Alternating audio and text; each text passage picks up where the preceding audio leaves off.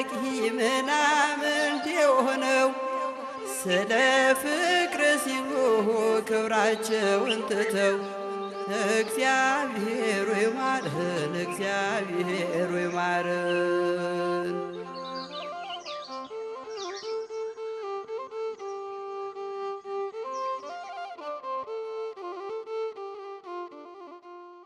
የቅድስት ቤተክርስቲያን ዘርፈ ብዙ መንፈሳዊ አገልግሎት መሰረት የሆኑት የአባቶች ካህናት የሊቃውንተ ቤተክርስቲያን መምህራንና ጳጳሳት የአገልጋዮቿ መፍለቂያ የሆኑት አብነት ትምህርት ቤቶቻችን ለዘመናት የማይነጥፉ ምንጮች ሆነው ልክ እንደ ጥንቱ ሁሉ ዛሬም እያገለገሉ ይገኛሉ።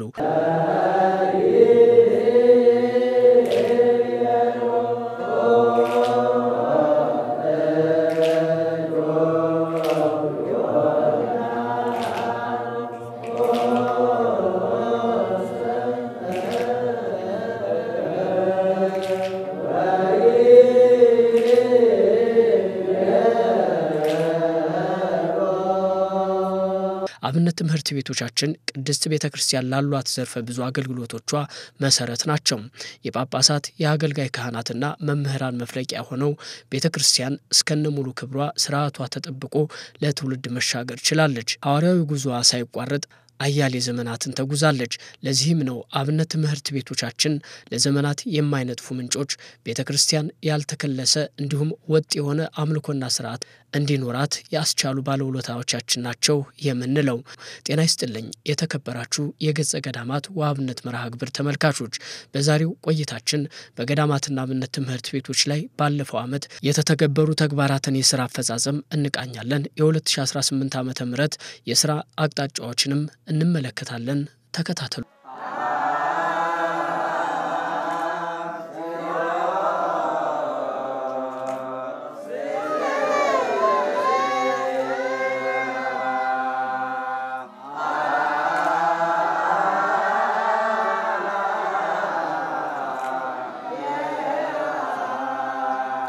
በማህበረ ቅዱሳን የቤተክርስቲያን ሁለንተናዊ እድገትና መንፈሳዊ ትምህርት ቤቶች አገልግሎት የተለያዩ ፕሮጀክቶችን በውስጡ ይዞ በገዳማትና አብነት ትምህርት ቤቶች ላይ ፕሮጀክቶችን እየቀረጸ እንዲተገበሩ ያደርጋል። በተለይ እነዚህ ምንጭ የሆኑ ማዕከላት ዘላቂ የሆነ አገልጋይ ማፍሪያ እንዲሆኑ በትኩረት ይሰራል። መንፈሳዊ እነታቸውን የሚያስቀጥል የሚችል ጠንካራ ኢኮኖሚ እንዲኖራቸው ጠንካራ ኢኮኖሚያቸውን ሊያስቀጥል የሚችል እንደ ተቋም ደግሞ ለአካባቢው ህብረተሰብ ለኦርቶዶክሳውያን ብቻ ሳይሆን ለጠቅላላው ለኢትዮጵያውያን ሁሉ አገልግሎት ማህበራዊ አገልግሎት እንዲሰጡ የሚያስችላቸውን አቅም እንዲኖራቸው አስራ እንዲኖራቸው ስልት እንዲኖራቸው ፕሮጀክት ይነደፍላቸዋል።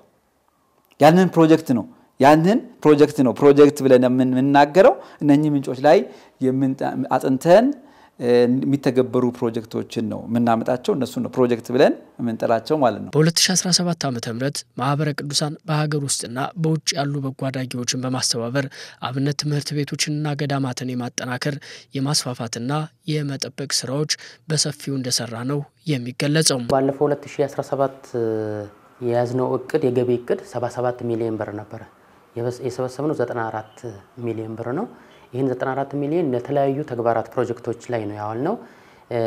ድጎማ ግዛዊ ድጎማ በየወሩ የምናደርገው ለአብነት ቤቶችና ለደቀ መዛሙርት ለመምራን የምናደርገው ድጋፍ በድርቅ እና በጦርነት ለተጎዱ ገዳማትና አብነት ትምህርት ቤት ያዋልናቸው። ሌሎች ደግሞ የግንባታ ፕሮጀክቶች ለምሳሌ አዳሪ አብነት ትምህርት ቤት ባለፈው ዓመት 2 ቦታዎች አዳዲስ ጀምረናል፣ አሶሳና ቦንጋ ላይ። እንደገና ደግሞ በባለፈው 2016 የጀመርነውን የምስራቅ ወለጋን አጠናቀን አስረክበናል በባለፈው ዓመትና ከሱ በተጨማሪ እንግዲህ የቅዱስ ያሬድ የገቢ ማስገኛ ፕሮጀክት አለን። እንዲሁም ደግሞ የበደሌ የማህበረ ቅዱሳን የበደሌ ገቢ ማስገኛ ፕሮጀክቶች እነዚህ አንድ ላይ ወደ 85 ሚሊዮን ብር ነው ወጪ ያደረግነው። ተመሳሳይ ስልጠናም በውስጡ የተካተተ ነውና እነዚህ 85 ሚሊዮን ብር ወጪ ያደረግንበት። በገዳማትና መንፈሳዊ ትምህርት ቤቶች ማጠናከሪያና ማስፋፊያ እንዲሁም በፕሮጀክት ዝግጅት ዋና ክፍሎች ማህበረ ቅዱሳን በስልታዊ እቅዱ ከያዛቸው ዋና ተግባራት መካከል ገዳማትና አብነት ትምህርት ቤቶች ላይ በተለይ የፕሮግራም ሰነድ በመስራት አዳዲስ አብነት ትምህርት ቤቶችን በመክፈትና በማጠናከር ህልውናቸው ተጠብቆ ለትውልድ የማሻገሩ ተግባር ተጠናክሮ ቀጥሏል። በ173 የአብነት ትምህርት ቤቶች ለሚገኙ 239 መምህራን እና ለ2220 ደግሞ ደቀ መዛሙርት ወደ 11 ሚሊዮን 752960 ብር ወጪ በማድረግ ወርሃዊ ድጋፍ ተደርጓል። በአባ ጊዮርጊስ ዘጋስጫ የነጻ ትምህርት ዕድል ተጠቃሚ ለሆኑ 37 ደቀ መዛሙርት ይሄም የተደረገ ድጋፍ ነው። ወደ 690387 ብር ድጋፍ ተደርጓል። በተለያዩ ሀገረ ስብከቶች ላይ የአገልጋይ ጥረት ባለባቸው ይሄ እቅዱ ላይ ያለ አገልግሎት ጥረት ባለባቸው አካባቢዎች በሁለት ዓመት የአገልጋይ ዲያቆናትን ለማፍራት 4 የአብነት ትምህርት ቤቶችን እንዲቋቋሙ ሆነዋል። የመጀመሪያው ጅንካ ላይ 2 ትምህርት ቤቶች አሉ። ግልገል በለስ ላይ 1 እና ኮንታ ኮይሻ ላይ 1 የስብከት ኬላና ትምህርት ቤቶች እንዲከፈቱ በመሆን መምህር በመቅጠር ማቋቋም ተችሏል። በእነዚህም በተቋቋሙት ደግሞ ትምህርት ቤቶች ውስጥ እስካሁን በአጭር ጊዜ ውስጥ ማለት ነው 12 የአብነት ትምህርት ቤቶች በአጠቃላይ ከተቋቋሙት 12 የአብነት ትምህርት ቤቶች ውስጥ 5 ቀሳውስትንና 190 ዲያቆናትን ማፍራት ተችሏል እና ቁጥሩ በጣም ከፍ ያለ ነው። በተለይ ደግሞ የአገልጋይ ጥረት ያለባቸው አካባቢዎች ስለሆኑ እነዚህ በቋንቋም ጭምር የሚያገለግሉ ናቸው አካባቢው ላይና እንዲህ ያሉ አገልጋዮችን ማፍራት ተችሏል። ያዝነው 6 አገረ ስብከት ላይ ነበረ አዲስ አብነት ትምህርት ቤት እናቋቋማለን ብለን ያቀን ነው። ከዛ ውስጥ 4ቱ ተጠንተው 3ቱ ትግበራ ላይ ናቸው። አንዱ ሊተገበር ዝግጁ ነው። በ2018 ደግሞ ይሄንን ፕሮግራም በጥናት ደረጃ እንጨርሰዋለን ማለት ነው። በዚህም 20 አብነት ትምህርት ቤቶችን የተለየ መስፈርት ተዘጋጅቶ በመስፈርት መሰረት የተተመረጡ 20 ነባር አብነት ትምህርት ቤቶችን ማጠናከሪያ ፕሮግራም አለን። 5 አብነት ትምህርት ቤቶች ተጠኑ አልኩ እንጂ በውስጡ የተቀናጀ ፕሮጀክት ያላቸው ናቸው። የስልጠና ፕሮጀክት አላቸው፣ የአሰራር ፕሮጀክት አላቸው፣ አሰራራቸውን የሚያዘምን የሰው ኃይላቸውን የሚያጠናክር ደግሞ ዘመኑን የዋጀ አገልጋይ ለማፍራት የሚያበቃቸው የስልጠና ፕሮጀክት አላቸው። ስለዚህ ይሄንን ሁሉ የያዘ ነው ይሄ በነባር አብነት ትምህርት ቤቶች ይሰራው ማለት ነው። አገልጋይ ጥረት ካለባቸው አካባቢዎች በትምህርታቸውና በአገልግሎታቸው የተሻለ አፈጻጸም ያላቸውን የተወሰኑ ተማሪዎች ወደ ነባር የአብነት ትምህርት ቤቶች እንዲሄዱ በማድረግ ተጨማሪ የአብነት ትምህርት እንዲማሩ ተደርጓል። ወደ ጠንካራ የአብነት ትምህርት ቤቶች ተልከው ተምረው ከዛ ተመልሰው መጥተው ደግሞ አካባቢያቸውን መልሰው ማገልገል እንዲችሉ ማለት ነው። ከተመረጡ አካባቢዎች ዲያቆናትን በመምረጥ የቅስናና የትምህርት ሃይማኖት ኮርስ በአጭር ጊዜ ይሄ ከ3 ወር እስከ 4 ወር በሆነ ጊዜ አጭር የሆነ የቅስናና የትምህርት ሃይማኖት ማስተማር መስበክ የሚችሉበትን አጭር ኮርስ እንዲሰጣቸው ተደርጎ በሀገራቸው ቋንቋ በአካባቢያቸው ቋንቋ ማስተማር የሚችሉ 21 ተማሪዎችን በሚዛን ደብረ በረከት አቡነ ተክለ ሃይማኖት ገዳም እንዲሰጥ ተደርጓል። ከተለያዩ ገዳማትና አብነት ትምህርት ቤቶች ለተውጣጡ 507 መነኮሳት መምህራንና ደቀ መዛሙርት በተለያዩ ርዕሰ ጉዳዮች ስልጠና ተሰጥቷል። በአባ ጊዮርጊስ ዘጋስጫ ነጻ የትምህርት ዕድል መርሃ ግብር በመማር ላይ ለሚገኙ ቅድም ላነሳናቸው 31 የዕድሉ ተጠቃሚ ተማሪዎች ስልጠና ተሰጥቷል። በተለያየ ጊዜ የሚሰጥ ስልጠና ነው። በወቅታዊ ችግር ምክንያት ድጋፍ አስፈልጓቸው ለነበሩ የተለያዩ ገዳማትና አብነት ትምህርት ቤቶች ወደ 4,379,550 ብር ድጋፍ ተደርጓል። 10 ነባር ገዳማት ተመርጠው ከነሱም እንደየተቋማቱ እንደየገዳማቱ ነባራዊ ሁኔታ የገዳማዊ ስርዓታቸውን የሚያጠናክር ፕሮጀክቶች ይኖራቸዋል። የኢኮኖሚ የሚያጠናክር ፕሮጀክት ይኖራቸዋል። በማህበራዊ አገልግሎታቸውን የሚያጠናክር ፕሮጀክት ይኖራቸዋል። ስለዚህ ብዙ የተቀናጀ ፕሮጀክት ተጠንቶላቸው የሚተገበር ይሆናል ማለት ነው። እነዚህ አመርቂ ተግባራት ቀጣይነታቸው ሳይገታ በ2017 ዓ.ም የተጀመሩት ፕሮጀክቶች 2018 ዓ.ም ላይ ይጠናቀቃሉ። በ2018 ዓ.ም ደግሞ አዳዲስ ፕሮጀክቶች ተግባራዊ ይደረጋሉ። 2018 ከዚሁ ቀጣይነት ያላቸው ፕሮጀክቶች ናቸው የሚቀጥሉት። ለምሳሌ ድጎማም የሚቀጥል ፕሮጀክት ነው። ቅዱስ ያሬድም የሚቀጥል ነው። ቅዱስ ያሬድ ቀጣይ ዓመት የምንጨርስ አጠናቀን ለገዳሙ የምናስረክብበት ነው። የበደሌ የገቢ ማስገኛ ፕሮጀክት፣ የመነኮሳትና የአብነት መምህራን ስልጠና እሱም የሚቀጥል ነው። እንግዲህ መሪ የቤተክርስቲያን አገልጋይ ለማፍራት ግዴታ የምንሰራው ስራ ነው። አስቸኳይ ድጋፍ ለሚያስፈልጋቸው እነዚህ በጦርነት በረሃብ በድርቅ ለተጎዱ ገዳማትና አብነት ትምህርት ቤት ወደ ነባር አብነት ትምህርት ቤት ሄደው ለሚማሩ ወደ ሰሜን ሄደው ለሚማሩ እንዲሁም የአሶሳና የቦንጋ አዳሪ አብነት ትምህርት ቤት የተጀመረው ለሚቀጥለው ዓመት ይጠናቀቃል። እሱም ለአባ ጊዮርጊስ ዘጋስጫ ነጻ የትምህርት ዕድል የምናስተምራቸው ተማሪዎች አሉ። እነሱም እንዳለ ይቀጥላል። በዚህ ዓመት ደግሞ ያልሰራነው ለሚቀጥለው ዓመት የምንሰራው የውጭ ሀገር ዜጎችን ካህናት ማፍራት ከውጭ ሀገር ዜጎች ትውልዳቸው የውጭ ሀገር የሆኑ እንግዲህ አዳዲስ ወደ ኦርቶዶክስ ተዋሕዶ ቤተክርስቲያን የሚመጡ ምእመናን አሉ። ከነሱ መካከል ካህናትን የማፍራት ስራ ዲያቆናትን ቀሳውስትን የማፍራት ስራ ወደፊት የምንሰራው ነው። ሌላው አዲስ በ2018 የምንጀምረው አዳሪ አብነት ትምህርት ቤት አለ። ጌዲዮና ቡርጂ ሀገረ ስብከት ላይ ዲላ ላይ አዲስ አብነት ትምህርት ቤት እንሰራለን። ለገዳማትና አብነት ትምህርት ቤት የአቅም ማሳደጊያ ፕሮጀክቶች አሉ። በቀጣይ ዓመት የሚሰሩ ፕሮጀክቶች አሉ። እንዲሁም ጋምቤላና ሆሮ ጉድሩ ላይም የአብነት ትምህርት ቤት ጥናት ይኖራልና በአጠቃላይ እንግዲህ 2017 አቅደን የነበረው 77 ሚሊዮን ብር ነው። 95 ሚሊዮን ብር ለመሰብሰብ ችለናል። ቀጣይ ዓመት ወደ 110 ሚሊዮን ብር እቅድ ይዘናል። እንግዲህ ይሄንን የሚጠይቅም ፕሮጀክቶችን ነው ያዘጋጅንና እንግዲህ በባለፈው ዓመት ምዕመናን በጎ አድራጊ በሀገር ውስጥም ያሉ በውጭ ያሉ ሀገር ውስጥም በውጭ ያሉ በጎ አድራጊ ምዕመናን በስራዎቻችን በአገልግሎታችን አምነው ገንዘባቸውን ሰጥተውናል። ይሄ ትልቅ አደራ ነው። በነገራችን ላይ ለኛ ትልቅ አደራ ነው። እነሱ ሰጥተዋል፣ ግን አደራውን ተቀበለን እነሱ የሰጡንን ገንዘብ በአስፈላጊ ቦታ ማድረስ ደግሞ የኛ ኃላፊነት ነው። ትልቅ ኃላፊነቱን የተቀበልነው በተቻለ መጠን እግዚአብሔር ከረዳን እንግዲህ ብዙ ቻሌንጆች አሉ። የዋጋ ግሽበቱ፣ ሀገራዊ ጉዳይ እነዚህን ሁሉ ተቋቁመን ነው እንግዲህ እነዚህ ፕሮጀክቶችን ለመተግበር ይቻልነው። በቀጣይ ዓመትም እግዚአብሔር አምላካችን ከረዳን የእርሱ መልካም ፈቃድ ከሆነ ምዕመናን በሚሰጡን ብር እነዚህ ያዝናቸውን ፕሮጀክቶችን ተግባራዊ እናደርጋለን ብለን አቅደን ትግበራ ጀምረናል።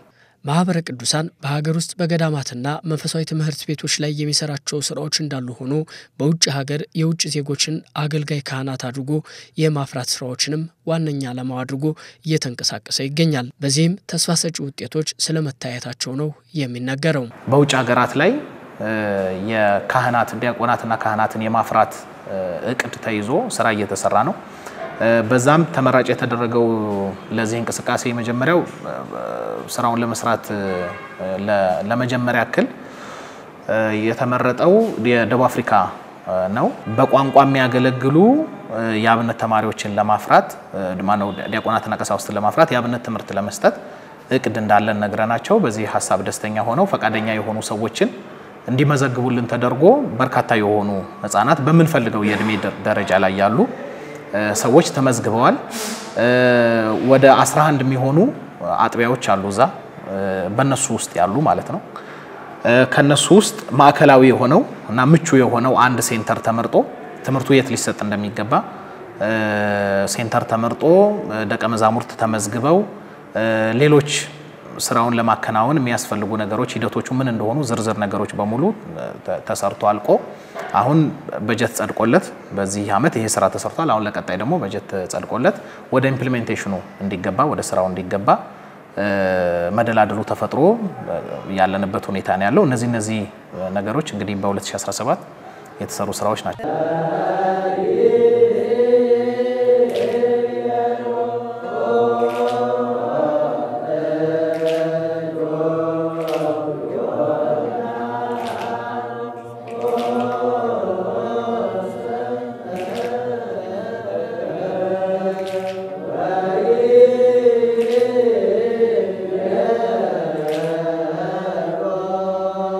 በማህበረ ቅዱሳን የቤተ ክርስቲያን ሁለንተናዊ እድገትና መንፈሳዊ ትምህርት ቤቶች አገልግሎት ገዳማትንና አብነት ትምህርት ቤቶችን ለመደገፍ ካሉት መርሃ ግብራት መካከል ዜና ገዳማት ተጠቃሽ ነው። ዜና ገዳማት ወር በገባ በመጀመሪያው ሳምንት ማክሰኞ የሚከናወን ሲሆን በገዳማትና አብነት ትምህርት ቤቶች ላይ በወሩ ውስጥ የተከናወኑ ተግባራትን የሚያሳውቅበት ተቋማቱ ያሉበትን ወቅታዊ ሁኔታ የሚያስረዳበትና ምዕመናንን ከገዳማቱና አብነት ትምህርት ቤቶቹ ጋር ለማስተዋወቅና ለማገናኘት ትልቅ እድል የሚፈጥር መርሃ ግብር ነው። የ2018 ዓ.ም ልዩ የዜና ገዳማት መርሃ ግብር መስከረም 6 2018 ዓ.ም የተከናወነ ሲሆን የማህበረ ቅዱሳን ዋና ስራ አስፈጻሚን ጨምሮ ሊቃውንተ ቤተ ክርስቲያንና ምዕመናን በተገኙበት ተከናውኗል። በዚህ መርሃ ግብር ንግግር ያደረጉት የማህበረ ቅዱሳን ዋና ስራ አስፈጻሚ መምህር ዋሲሁን በላይ 2017 ዓ.ም አመርቂ የሚባል ስራ ተሰርቷል። ይህ እንዲሆን ደግሞ የበጎ አድራጊዎች ሚና የጎላ ነበር ብለዋል። ቀጣይ ካለፈው ተሞክሮ በመነሳት ሰፊ ስራዎች በገዳማትና አብነት ትምህርት ቤቶች ላይ ይጠብቀናል ሲሉም ተናግረዋል። የያዝናቸው የአብነት ትምህርት ቤቶቻችን የማጠናከር በሌሉበት ቦታዎች ላይ አብነት ትምህርት ቤት የመስራት አዳዲስ አብነት ትምህርት ቤቶች የጀመርናቸው ያቀድናቸው ፕሮጀክቶች በእግዚአብሔር ቸርነት በእቅዳቸው መሰረት ሄደውልናል። እነዚህ አዳዲስ አብነት ትምህርት ቤቶች ተመርቀዋል። የተጀመሩ አሉ። የሚቀጥለው ዓመት የምንመርቃቸው አብነት ትምህርት ቤቶች አሉ። እሱም በተባለ እቅድ ባለን እቅድ በእግዚአብሔር ቸርነት ሄዶልናል። ሌላው እንደጀመረ ከዚህ በፊት እንደምናደርገውም ለገዳማቱ ለአድባራቱ የገቢ ማስገኛ የሚሆኑ ትልቅ ፕሮጀክቶች በትልቅ ብር አጠቃላይ ተዘጋጅተው በእቅዳቸው መሰረት ሄደዋል። 2017 በገዳማትና አድባራት በጣም ብዙ ስራዎችን ሰርተናል። አጠቃላይ ይሄ ሁሉ እነዚህ የጠቀስኳቸውም ስራዎች እንዳነሳሁት ገቢዎቻችንም ወጪዎቻችንም ስራዎቻችንም የተሰሩት በማኩሳን አባላት የማህበሩን አገልግሎት በሚደግፉ እዚህም ሀገር ውስጥም ከሀገሩም ውጭ ባሉ የኢትዮጵያ ኦርቶዶክስ ተዋሕዶ ቤተክርስቲያን ምዕመናን የተገኘ ገንዘብ ነው የሰራ ነው የተገኘ ገንዘብ ነው። በእነሱ ጊዜ፣ ጉልበት፣ ገንዘብ፣ እውቀት ነው የሰራ ነው። ለዚህም በጣም እግዚአብሔር ያክብርልን። እንደ ማኩሳን እግዚአብሔር ይስጥልኝ። በጣም ምስጋና ማቅረብ እፈልጋለሁ። በእግዚአብሔር ቸርነት ከማኩሳን ጋር መስራት በእውነት ከሆነ ትልቅ ረድኤትና በረከት ነው። እኔ በማምነው እውነት እግዚአብሔር በሚያውቅ ብዙ በትክክል የተሰጠንን ስራ እግዚአብሔርን ኃይል አድርገን ለመፈጸም የጣርንበት ትልቅ ዓመት ነው። የሚቀጥለውም ዓመት ብዙ ስራ ይጠብቀናል። ድጋፋችሁ፣ ጸሎታችሁ እንዳይለየን ለመጠየቅ ነው በፊታችሁ የቆምኩት በእውነት ከሆነ። ሌላኛውና በ2018 ዓ.ም የመስከረም ወር ልዩ የዜና ገዳማት መርሃ ግብር ተገኝተው ንግግር ያደረጉት ደግሞ አምባሳደር ዓለም ፀሐይ መሰረት ናቸው። አምባሳደሯ ለተሰራው ስራ መስክነው ቀጣይ የበለጠ መስራት እንደሚገባ ጠቁመዋል። ማህበረ ቅዱሳን ይህንን ሐሳብ በማምጣቱ የተነሳ ምዕመናን የማህበረ ቅዱሳንን አገልግሎት ሳይጠብቁ በራሳቸው ሐሳቡ ብንዘራው ብለው ደግሞ በራሳቸው ደግሞ እንደገና ተነሳስተው የተቋቋሙ በርካቶች ናቸው። ስለዚህ ምን ለማለት ፈልጌ ነው? ከተረዳው ገንዘብ አይዲያው ደግሞ ዓለምን አዳርሷል። ዛሬ ብዙ ገዳማትና የአብነት ትምህርት ቤቶችን ለመርዳት ብዙ ጉባኤዎች ይደረጋሉ። ይሄ ሁሌ የሚያስደስተኝ ነው። ለምን እኛ ብቻ ሰርተን ስለማንጨርሰው እና ይሄንን ሁሉ አስፍተን እናየዋለን። እሱ ብቻ አይደለም፣ ማህበረ ቅዱሳን ይደርስልናል፣ ነገ ይመጣል ብለው ተስፋ አድርገው ብንደርስም ባንደርስም በገዳማቸው የጸኑ ጉባኤያቸው ላይ የተቀመጡ የጸኑ እጅግ በርካቶች ናቸው በተስፋ ብቻ። ይሄም ደግሞ ሌላው ትልቁ ፓርት ነው። ስለዚህ እግዚአብሔር አምላክ ይሄንን የቤተክርስቲያናችን ጥሪ ተቀብላችሁ ከማህበረ ቅዱሳን ጋር የቆማችሁ ከአብነት ትምህርት ቤቶች ከገዳማት ጋር የቆማችሁ እግዚአብሔር ዋጋችሁን ይስጣችሁ።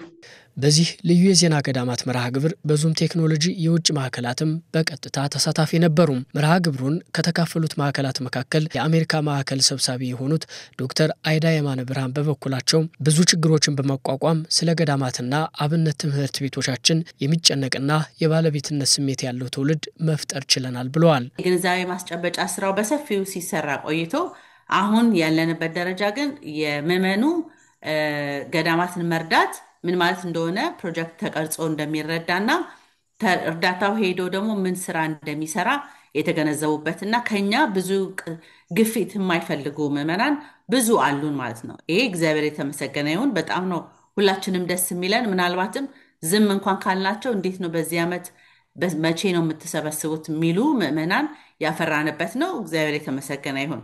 ያም ሆኖ ግን ሁላችንም እንደምናውቀው ያው ሁሉም አገር ከባድ ቢሆንም በየሀገሩ የተለያየ አይነት ሁኔታ አለ። በምናገለግልበት አጥቢያ ቤተክርስቲያን እርዳታ ይጠየቃል። እዚህ አሜሪካን ሀገር ቤተሰብ ጋር እንደዚሁ ገንዘብ ይላካል። በየአጥቢያ ቤተክርስቲያኑ በተለያየ መንገድ የገንዘብ ጥያቄ ሲመጣ ትልቅ ጫና አለበት የአሜሪካ ማዕከል አባላትም ወይም ምዕመናንም ተጨምሮ ማለት ነውና ያንን ጫና ተቋቁሞ እግዚአብሔር በረዳቸው ለገዳማትና አድባራት አብነት ትምህርት ቤቶች ትኩረት ሰጥተው በቋሚነት ማድረግ አለብን ብለው ኮሚትድ ሆነው የሚያገለግሉ የሚሰሩ ብዙ ምዕመናን አፍርተናል። እግዚአብሔር ተመሰግነውን አሉን ማለት ነው። ግን ያን ሲያደርጉ በትልቅ ጫና ያለባቸው ነው። ስለዚህ ያው ምስጋናውን ባይገባንም እኛም ለምዕመኑ ያንን ምስጋና እናስተላልፋለን። ከቋሚ አባላቱና ከበጎ አድራጊዎቹ ውጪ ሌላውን ምዕመን የማስገንዘብ ስራ መሰራት አለበት ሲሉ ጨምረው ተናግረዋል። ያ ሲሆን ያለማንም ጎትጓች ቤተክርስቲያንን የሚደግፍ ትውልድ ይኖረናል ነው ያሉት ዶክተር አይዳም። በአሜሪካ ማዕከልም በሌሎች ውጭ ማዕከላትም የገዳማትና አብነት ትምህርት ቤቶችን በመደገፍ በሙሉ በጊዜያቸው በገንዘባቸው በሙያቸው የሚያገለግሉ የምዕመናን የማህበሩ አባላትም በትኩረት ይህንን ጉዳይ ሰጥተው የሚያገለግሉ የማህበሩ አባላት በእግዚአብሔር ስም ማመስገን እፈልጋለሁ። እንደ አሜሪካ ማዕከል ለራሳችን ህይወት ስንል ለራሳችን በረከት ለማግኘት ስንል ከዚህ የበለጠ ጠንከር ያሉ ስራዎች ሰርተን በመላው ኢትዮጵያም ሆኖ ሌሎች አሁን ቅድም የተገለጸው በደቡብ አፍሪካ ለሚሰሩ ስራዎች በሌሎችም ከተሞች አገሮች እንዲሁ ኢትዮጵያ ኦርቶዶክስ ቤተክርስቲያን ተስፋፍታ የምናይበትን ለማየት ስለምንመኝ ይህንን ለመደገፍ እንጥራለን ብለን እናስባለን። እግዚአብሔር ደግሞ ከኛ ጋር ይሁን። እግዚአብሔር ይስጥልን።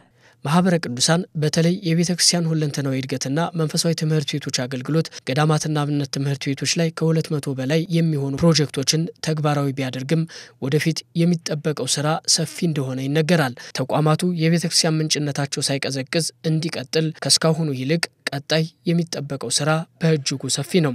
የሰራናቸውን ስራዎች ለበጎ አድራጊዎች በየወቅቱ ሪፖርት እናቀርባለን። አንደኛ የጽሁፍ ሪፖርት፣ ሁለተኛ ደግሞ የቪዲዮ ሪፖርት ምንም እንኳን ባንችል በአካባቢው መድረስ እንኳን ባንችል የድምጽ ሪፖርት ሪከርድ አድርገን በአካባቢው አሁን እንደ ልብ መንቀሳቀስ ባይቻልም በድምጽም ፕሮጀክት የተገበርንባቸው ቦታዎች ላይ በተቻለ መጠን በአካል ደርሰን የተሰራውን ስራ ለማሳየት ጥረት እናደርጋለን። ከአቅም በላይ ከሆነ ግን በድምጽ እንኳን ቢሆን ምስክርነት እንዲሰጡ እናደርጋለን። ገዳም ነው በቃ ሰው ዝም ብሎ ሄዶ የሚደበቅበት ወይ ተስፋ የቆረጠ ሰው የሚሰበሰብበት ወይ ደግሞ በቃ ያ ህይወት ለራሱና ዝም ብሎ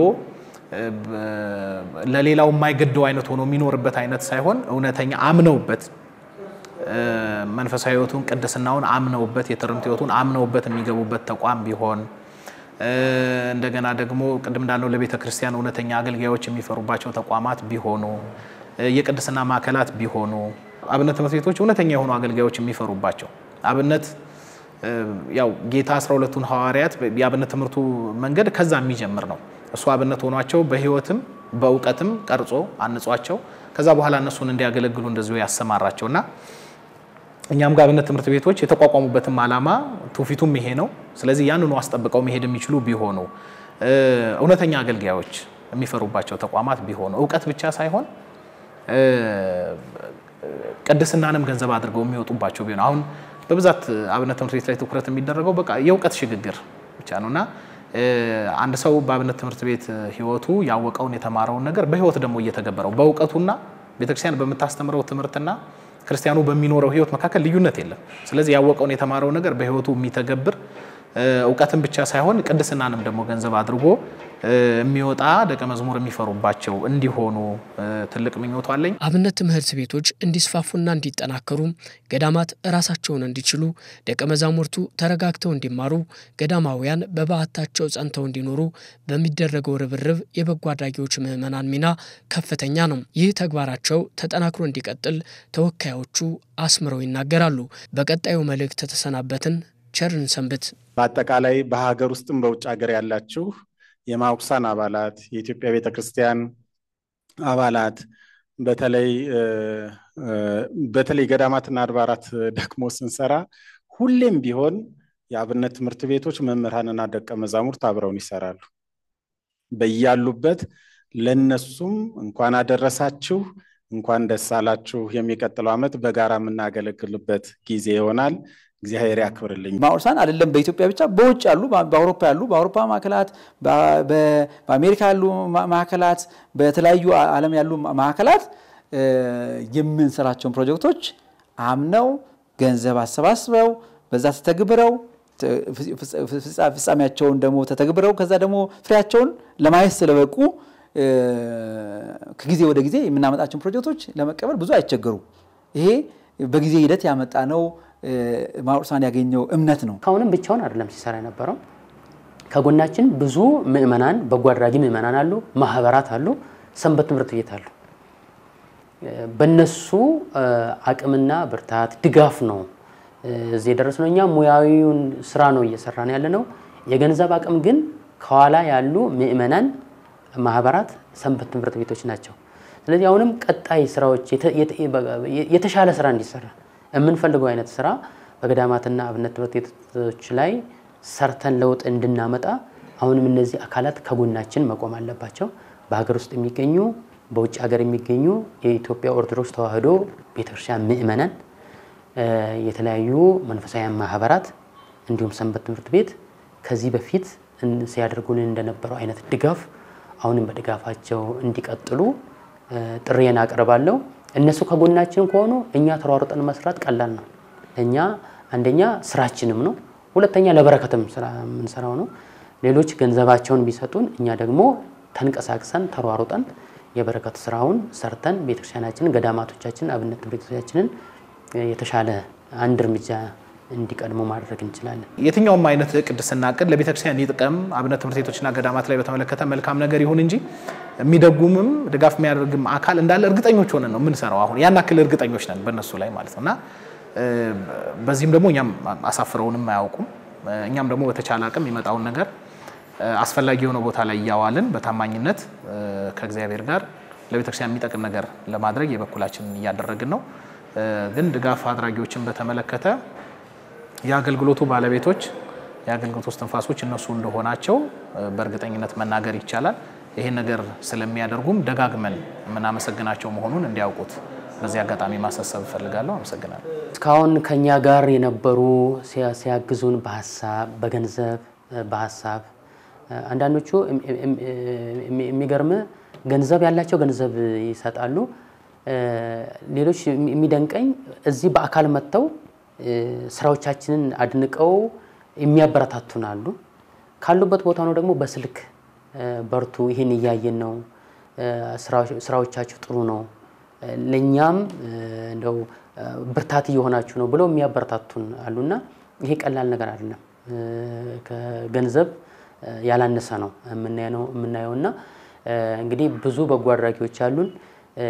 እስካሁን ከኛ ጋር ስላደረጉልን እገዛ ከኛ ጋር ስለነበሩ በመክረም በተለያየ እገዛ ሲያደርጉ ስለነበሩ በእግዚአብሔር ስም ከልብ እናመሰግናለን። በቀጣይም ከኛ ጋር እንዲሆኑ በእግዚአብሔር ስም ጥሪያችንን እናስተላልፋለን። በየገዳማቱ በየበረሃው ውስጥ ስለተሰደዱት ፍቅርህን በመብረት የዓለም ውዳቂ ምናምንት የሆነው ስለ ፍቅር ሲሉ ክብራቸውን ትተው እግዚአብሔር ይማረን፣ እግዚአብሔር ይማረን።